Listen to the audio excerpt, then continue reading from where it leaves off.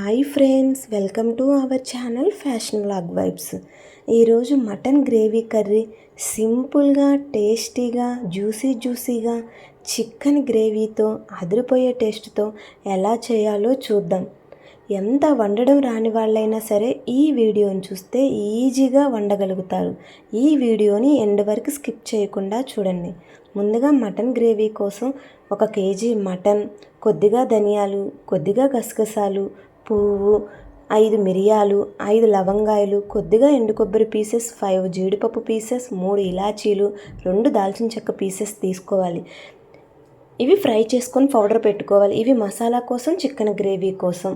Next అప్పుడే దంచి పెట్టుకున్న అల్లం వెల్లుల్లి పేస్టు, ఒక పెద్ద ఆనియను, చిన్న ఆనియన్స్ అయితే 2 వరకు తీసుకోవాలి. ముందుగా స్టవ్ ఆన్ చేసి కుక్కర్ ప్యాన్ పెట్టుకోవాలి. కుక్కర్ ప్యాన్ ఎందుకు పెట్టుకోమన్నాను అంటే ఈ మటన్ కర్రీ మొత్తం మనం కుక్కర్లో చేయబోతున్నాము.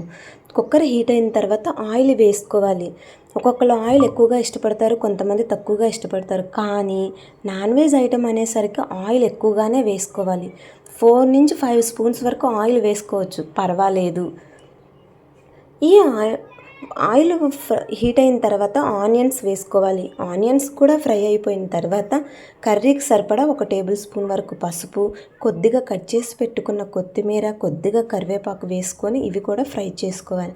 ఇవి ఫ్రై అవుతున్నప్పుడు ఫ్రెష్గా దంచి పెట్టుకున్న అల్లం వెల్లుల్లి పేస్ట్ 2 టేబుల్ స్పూన్స్ వరకు వేసుకోవాలి. కేజీకి అయితే 2 టేబుల్ స్పూన్స్ వేసుకోవాలి. హాఫ్ కేజీ అయితే 1 టేబుల్ స్పూన్ వేసుకోవాలి. ఈ అల్లం వెల్లుల్లి పేస్ట్ కూడా వేసుకున్న తర్వాత 1 మినిట్ వరకు పచ్చివాసన పోయేంత వరకు ఫ్రై చేసుకోవాలి. ఇది ఫ్రై అయ్యేలోపు మనం మటన్ని క్లీన్గా 1కి 4-5 సార్లు క్లీన్గా కడిగి ఫ్రెష్ వాటర్తో కడిగి పెట్టుకోవాలి. కడిగి పెట్టిన దాన్ని ప్యాన్లో వేసుకోవాలి. ఈ అల్లం వెల్లుల్లి పేస్టు, ఆనియన్స్, మనం వేసుకున్న పసుపు ఇవన్నీ పీసెస్కు పట్టే విధంగా 1 మినిట్ వరకు కలిపి పెట్టుకోవాలి. మటన్ ఫ్రెష్గా ఉన్న మటన్ అయితే కర్రీ సూపర్ టేస్ట్గా వస్తుంది.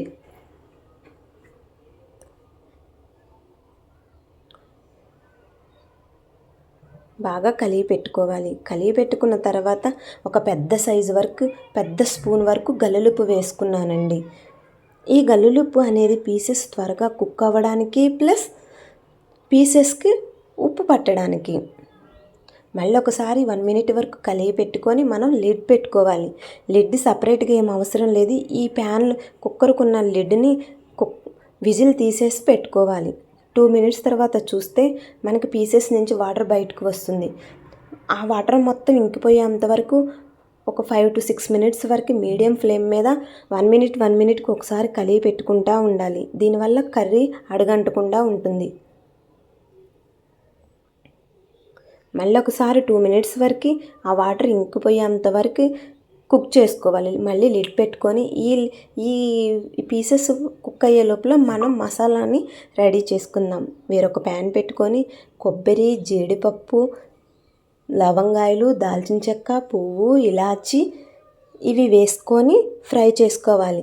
ఇవి ఫ్రై అయిపోయిన తర్వాత మనం ధనియాలు యాడ్ చేద్దాం. సిమ్లో పెట్టుకొని ఫ్రై చేసుకోవాలి. ఇవి ఫ్రై అయిపోయిన తర్వాత ధనియాలు యాడ్ చేద్దాం.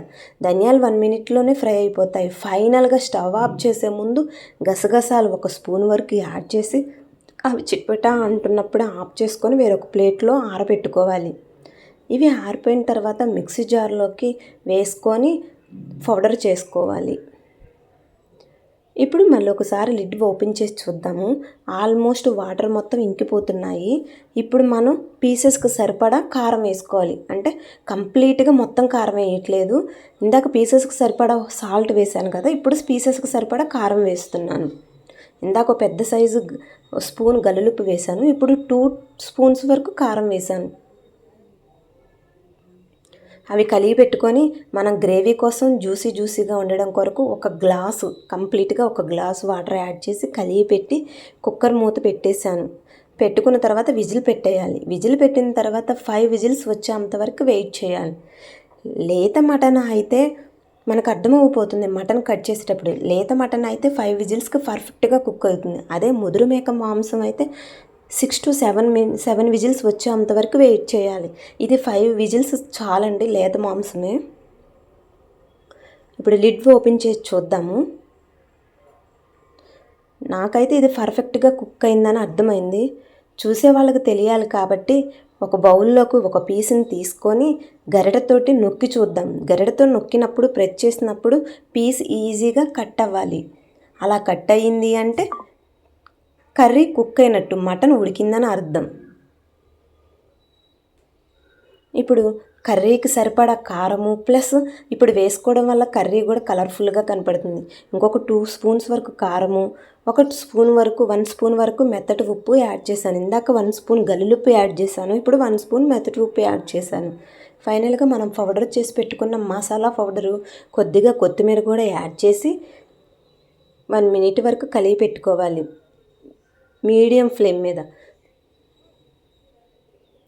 ఒకసారి లిడ్ పెట్టి 1 మినిట్ వెయిట్ చేద్దాం.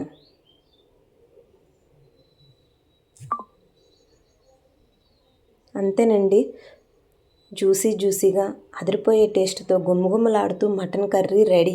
ఇక స్టవ్ ఆఫ్ చేసుకుందాం. ఇంతకన్నా ఎక్కువసేపు ఉంచితే మసాలా ఫ్లేవర్ స్మెల్ పోతుంది. చూడండి జ్యూసీ, మీకు అలా నూనె అనేది పైకి కనపడితేనే కర్రీ సూపర్గా ఉంటుంది. సింపుల్గా ఈజీగా కుక్కర్లో ఎలా చేసుకోవాలో ఈ వీడియోలో అప్లోడ్ చేశానండి. ఈ వీడియో కనుక మీకు నచ్చినట్లయితే ప్లీజ్ లైక్, షేర్, సబ్స్క్రైబ్.